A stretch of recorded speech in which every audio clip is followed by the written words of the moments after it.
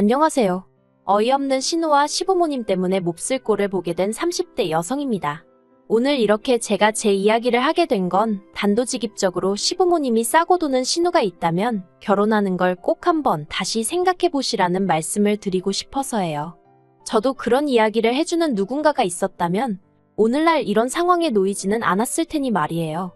생각할수록 답답하고 속상하고 그렇습니다. 남편과는 지인의 소개로 만났는데 만났을 당시만 해도 제가 남편에게 여동생이 있는지, 그리고 그 집안에서 여동생이 얼마나 대단한 존재인지 솔직히 그런 걸 어떻게 알았겠어요.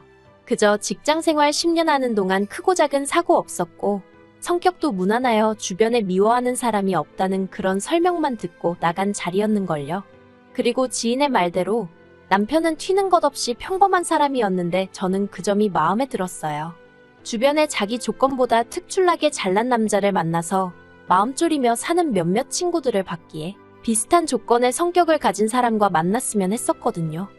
하지만 지금 생각해보면 결혼 준비를 시작하면서 이게 맞나? 스스로 그런 질문을 많이 던졌던 것 같아요. 처음엔 저도 나름대로 똑순이랍시고 이것저것 조건도 많이 보고 했던 것 같은데 사람 마음이라는 게 칼로 무자르듯 되는 게 아니잖아요. 그래서 알고 보니 사귈 때 남편이 했던 말과는 달리 시부모님이 노후 준비도 제대로 안 되어 있는 것 같고 남편 월급도 저에게 말했던 것보다 적었지만 그럴 만한 사정이 있었겠지 생각하고 그냥 넘어갔어요. 남편하고 결혼해서 그때부터 제가 경제권 잡고 야무지게 살면 된다는 생각도 있었고요. 말이 나왔으니 말이지만 저와 남편에 대해서 조금 더 설명을 해볼게요. 일단 저에 대해 먼저 말하자면 이 넓고 넓은 세상에 저보다 잘난 사람이 한둘이겠냐 싶지만은 그래도 저는 제 조건에 만족하는 편입니다. 친정부모님은 작은 식당을 하셨는데 규모 대비 장사가 잘 되어서 오래전부터 사람들이 아름아름 물어 찾아올 만큼 인기가 좋았고요. 그래서 두 분 돌아가실 때까지 먹고 쓰실 노후 자금은 다 준비되어 있는 걸로 알아요. 뿐만 아니라 하나뿐인 딸이 돈 걱정에 젊은 날 못 누리며 사는 건 싫다며 제 앞으로 진작에 30평대 아파트도 한 채 사주셨거든요. 그런데 그때가 10여 년 전이라서 이후로 집값이 많이 올랐어요. 동네가 강남은 아니지만 그래도 몇 억 가까이 올라서 부모님께 감사드릴 뿐입니다. 또래 친구들에 비해 금전적인 부분에 있어 심리적으로 여유가 있으니까요. 그리고 저는 현재 대기업 마케팅 부서에서 근무하고 있습니다. 반면에 남편의 경우 10년이나 직장 생활을 했다고 했으니 솔직히 저도 저 나름대로 기대치라고 해야 할지 아무튼 예상 범위가 있었거든요. 하지만 이게 웬걸요. 남편은 제 월급의 절반이 조금 넘는 수준이었습니다. 처음부터 저는 대기업 남편은 중소기업이었으니 월급이나 복지면에서 어느 정도 차이가 있을 거란 건 알고 있었지만 막상 현실을 맞닥뜨리니 솔직히 기분이 좋진 않았지요. 하지만 남편이 덧붙이기를 자기가 다니는 기업은 공기업과 비슷한 성질의 회사라서 직원이 자기 발로 나가지 않는 한 회사가 자르는 일은 거의 없다는 거예요. 자기도 이제껏 내내 다니면서 잘리는 사람 딱 2번 봤다나요. 그러면서 당장 얼마를 받는지도 중요하지만 앞으로 얼마나 다닐 수 있을지도 중요하지 않냐며 자기 월급이 그렇게 마음에 걸리면 대리든 뭐든 투잡이라도 뛰어서 제가 원하는 수준까지 끌어올리겠다고 하더군요. 그리고 솔직히 조건을 떠나 남편의 그 말에 제 마음이 움직인 게 사실이에요. 저런 남자라면 살다가 우리 인생에 큰 고난이 찾아와도 잘 버텨내주겠구나 하는 생각이 들었다고 해야 할지. 아무튼 그래서 결혼을 결심했습니다. 하지만 그땐 몰랐지요. 원하는 여자와의 결혼을 눈앞에 둔 남자라면 아무 말이나 짓거릴 수 있다는 사실을 말이에요. 그렇게 저희는 양가 부모님의 허락을 구해 부부의 연을 맺었습니다. 어쨌든 제 명의의 집이 있었으니 남편은 자기가 모아둔 돈 3천만 원으로 결혼식 비용과 혼수를 했어요. 그 외로 자기가 타고 다니던 차도 한 대 가져왔는데 그거야 저도 제 차가 있었으니 적어도 제게는 별 의미는 없었고요. 저도 제 나름대로 모은 돈이 있었기 때문에 그 돈으로 리모델링을 싹 했습니다. 30평대 아파트라 4천만 원 가까이 나와서 조금 놀라긴 했지만 앞으로 얼마가 됐건 남편하고 제가 지낼 보금자리라 생각하니 크게 아깝지는 않았어요. 그런데 이 정도 수준이면 솔직히 반반 결혼이 아니라 제가 훨씬 더 해간 결혼이었고 그러면 남편이 저를 떠받들고 살아도 모자르다 싶었는데 그게 그렇게 되는 게 아니더라고요. 따지고 들자면 남편이나 저나 비슷한 시간에 출근하고 퇴근했는데 어째서인지 제가 집안일의 대부분을 도맡게 되었거든요. 남편은 말로는 번번이 자기가 도와주겠다며 나섰지만 솔직히 해놓은 걸 보면 그다지 마음에 들지도 않고 그러다 보니 제 손이 다시 닿아야 했으니 결국 같은 일을 2번 하는 셈이 되더라고요. 그리고 직장 생활에서 나온 버릇인지 아니면 원래 제 성격이 그런 건지 제가 비효율적으로 일하는 걸 좋아하지 않아요. 아무튼 그래서 결국 제가 주로 집안일을 하게 되었는데 그게 그렇게 서운하고 짜증도 나대요. 하지만 남편과의 결혼 생활에서 단지 집안일을 제가 더 많이 했다고 해서 갈라서네만에 그런 생각을 하게 된 건 당연히 아닙니다. 진짜 문제는 바로 신우였어요. 남편에게는 2살 어린 신우가 있었는데 저하고는 동갑이었거든요. 그래서 사실 호칭부터 시작해서 여러 가지로 나름대로 신경 쓸 부분이 많더라고요. 일단 저는 서로 존대를 했으면 했어요.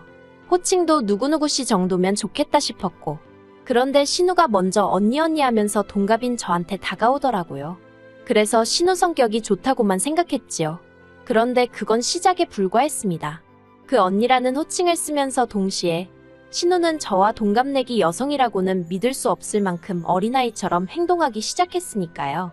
혀 짧은 소리에 귀여운 척은 기본이었고 말도 안 되는 걸로 소리를 깍깍 질러대며 한 번은 시댁에서 모두 모여 식사를 하게 되었는데 제가 선물로 들어온 조기가 너무 맛있어 보여서 시댁에 가지고 갔던 때였습니다. 그리고는 어쩌다 보니 제가 주방에서 그걸 굽고 있었지요.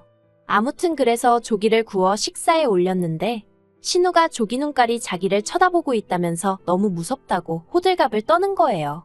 엊그제 닭발 먹었다고 자랑한 사람이 조기 눈깔 가지고 요란법석이라니 어이가 없어서 말도 안 나왔지요.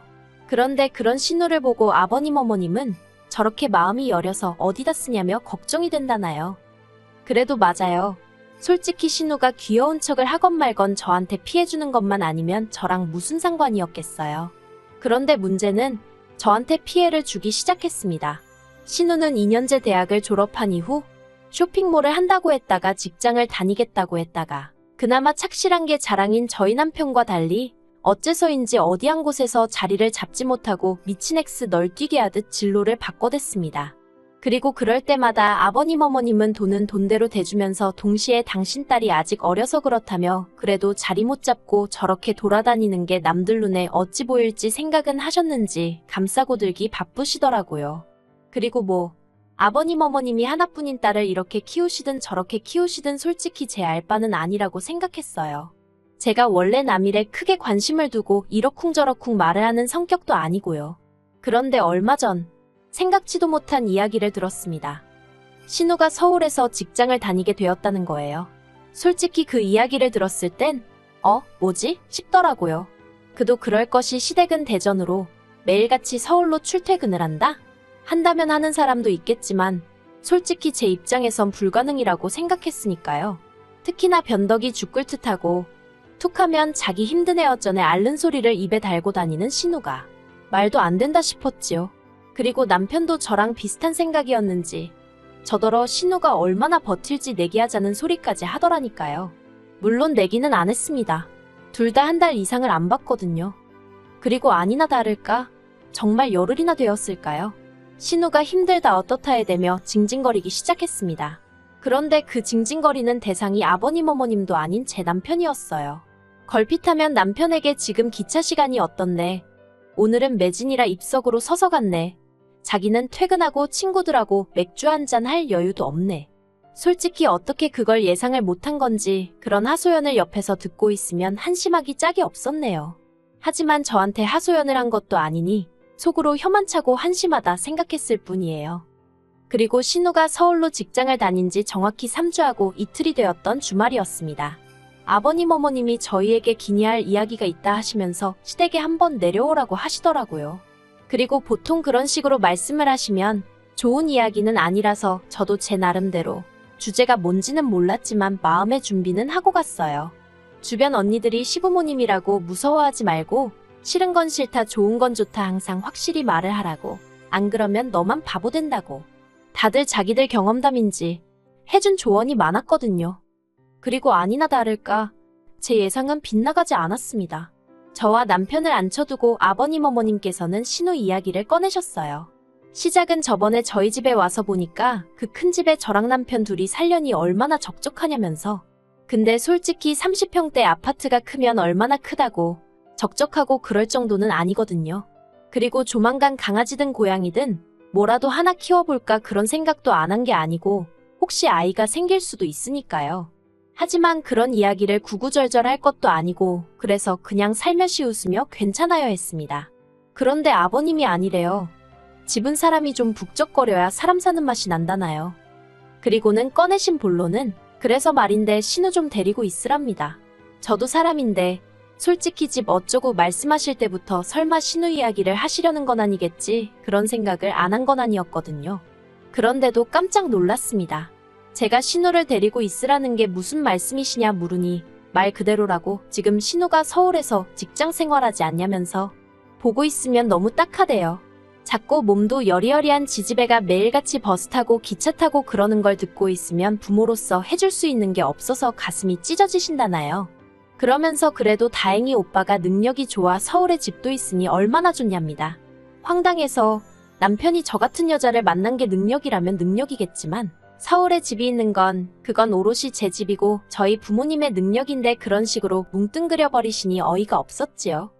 남편이 말없이 제 눈치만 살피길래 안 되겠다 싶어서 아버님께 합가는 안 된다고 말씀드렸습니다. 신우와의 합가는 생각해 본 적도 없고 생각해 본들 제 마음이 바뀔 리 없다고요. 그러자 아버님이 그럼 네 신우는 어떡하냐? 물어보시길래 그걸 왜 저한테 물으시냐고 대꾸했어요. 아버님이 저더러 절 다시 봤답니다. 그런 식으로 나올 줄 몰랐다나요. 그래서 저도 아버님이 며느리 입장에서 거절하기가 얼마나 어려울지 아셨을 텐데 그런데 그런 말씀을 꺼내시다니. 저도 아버님이 달리 보입니다. 그랬지요. 그러자 남편이 저더러 어디 어른이 말씀하시는데 따박따박 말대꾸냐면서 아버님더러 걱정 말고 지연이 짐 싸서 저희 집으로 가라고 하세요 그러는 겁니다. 그 어리고 약한 애가 매일같이 고생하는 걸 보고 있자니 자기도 마음이 안 좋았다면서 이참에 오빠 노릇 좀 하겠다나요? 집주인을 앞에 두고 제 집을 가지고 구워 먹을까 삶아 먹을까 이야기를 하는 꼴이라니. 제가 어이가 없어서 먼저 자리에서 일어났어요. 그리고는 아버님 어머님 남편을 향해 다들 떡 줄 사람은 생각도 않는데 김칫국 마시느라 바쁘네요. 해버렸습니다. 남편에게는 뭔가 단단히 착각하나 본데 내 집이지. 네 집 아니야 그랬고요. 그랬더니 제가 매일 쓰는 가전가구들은 엄연히 자기 돈으로 샀다며 목에 핏대를 세우길래 내일부로 용달차 불러서 이 집으로 다 보내줄 테니 끌어안고 살라 했습니다. 대신 오늘 이 순간 이후로 내 집에는 한 발자국도 들일 생각도 하지 말라고요. 그리고는 제 차 끌고 올라왔어요. 결혼 이후로 어디 갈 일이 있으면 남편은 국산인 자기 차는 좀 보기 그렇다며 외제차인 제 차 끌고 다니기를 좋아했거든요. 그렇게 먼저 집에 왔는데 생각할수록 괘씸한 거예요. 도무지 분도 삭혀지질 않고. 그리고 그때 남편에게서 연락이 왔습니다. 또 뭔 소리를 짓거리려고 전화를 했나 싶어서 받았어요. 솔직히 당시 워낙 화가 나 있어서 끝까지 한번 붙어보겠다는 생각도 있었던 것 같아요. 남편이 저더러 자기 체면도 있는데 이번 한 번만 좀 져주면 안 되냐입니다. 가뜩이나 자기가 저에 비해 부족하게 해간 결혼이라 자기가 무시당하고 살진 않을지 아버님 어머님이 늘 노심초사하셨다면서 하다못해 시부모님 앞에서만이라도 자기 체면 좀 세워달라나요? 어이가 없어서 말 몇 마디로 세워질 체면이면 해줄 수 있지만 내가 미쳤냐고 당신 체면 세워주자고 신우랑 합가를 하느냐고 했습니다. 그러자 남편이 저더러 자길 사랑하는 거 아니었냐는 거예요. 도무지 대화가 통하지 않는다 싶어서 남편에게 그만하자 했습니다. 왜 내 집 가지고 당신이 체면을 챙기려 드는지도 모르겠고 그렇게 며느리 눈치가 보이면서 그 와중에 신우 데리고 살라는 시부모님은 도대체 뭐냐고. 솔직히 당신도 그렇고 시부모님도 그렇고 내가 마음 약한 걸 알고는 살살 구슬려서 입맛대로 부리려는 심상 같은데 꿈깨라 했지요. 그리고는 남편더러 그렇게 신우가 출퇴근하는 게 안쓰러우면 당신도 시댁 들어가 살면서 같이 출퇴근해주면 되겠네 했습니다.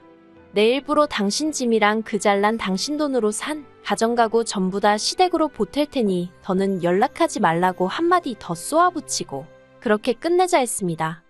솔직히 저는 결혼하자마자 혼인신고부터 하고 싶었는데 남편이 자기가 10년째 붓고 있던 청약통장이 있다면서 저랑 혼인신고하면 그게 무용지물이 된다고 몇 번이고 혼인신고하자는 저를 어르고 달래서 미루고 있었거든요. 그런데 그 순간만큼은 정말 다행이다 싶대요. 어차피 사람들 머릿속에는 제가 이혼녀로 남겠지만 그래도 이 거지 같은 인간하고 얽힌 흔적을 하나라도 줄일 수 있으니 다행이다 싶었지요. 아무튼 이튿날 남편과 약속한 대로 용달차 불러서 죄다 실어보냈습니다. 그나마도 제 취향에 맞게 산 건 몇 개였고 남편 예산에 맞추느라 샀던 거라 짐 싸면서 다시 한번 보는데 내가 딱 이 정도 수준하고 살았구나 싶어서 허탈했다고 해야 할까요? 웃음이 다 나더라니까요.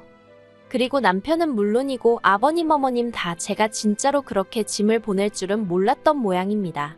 전화가 와서는 저희 집으로 다시 돌려보낼 거라며 악을 쓰길래 그때는 중고시장에 팔아버리던지 폐가전 가구 모으는 업체 불러다 처리해버릴 거라고 했어요. 그랬더니 그러기는 또 아까운지 되돌려보내지는 않대요.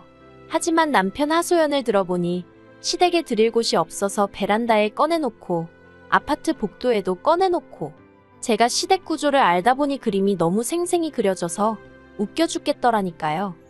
그리고 남편은 이제서야 자기가 생각이 짧았다면서 앞으로는 저에게 고맙고 감사하는 마음으로 지내겠다며 한 번만 용서를 해달라대요. 신우 일은 자기가 경솔했다면서. 그런데 솔직히 저는 신우가 가장 문제라고 봐요. 듣자 하니 신우가 아버님하고 남편을 번갈아가며 어지간히 졸랐던 것 같거든요. 자기도 서울에 있고 싶다. 왜 나는 서울에 집이 없냐 하는 말 같지도 않은 소리를 하면서요. 그러니까 두 남자가 머리를 맞대고 나름대로 생각해낸 게 저희 집에서 같이 사는 거였던 거지요. 아무튼 뭐 다 지나간 일인데 곱씹으면 저만 기분 안 좋지 뭐. 이제 달라질 게 없어요. 남편을 비롯해 시부모님이고 신우고 다시는 상종하지 않을 거니까요. 그리고 신우는 회사를 관뒀더군요. 합가가 완전히 무산돼 버리니까 하루도 더는 못 다니겠다며 관뒀대요. 하지만 신우가 회사를 관둔 것보다 더 충격적인 건 남편의 소식입니다. 10년 동안 남편이 착실히 다녀온 직장이 부도위기라고 뉴스에 나왔거든요. 솔직히 남편의 거취가 어떻게 될지는 아직 통화를 해본 것도 아니고 통화를 해보게 될지 솔직히 그것도 잘은 모르겠지만 아무튼 상황이 좋지 않게 생겼대요. 남편이 속한 부서는 AI가 쏟아져 나오는 지금의 트렌드와도 맞지 않아서 평소에도 꽤나 불안해하는 눈치였거든요. 아무튼 남편은 저를 놓친 걸 후회하게 될 거예요. 물론 저는 아무런 후회도 없지만요.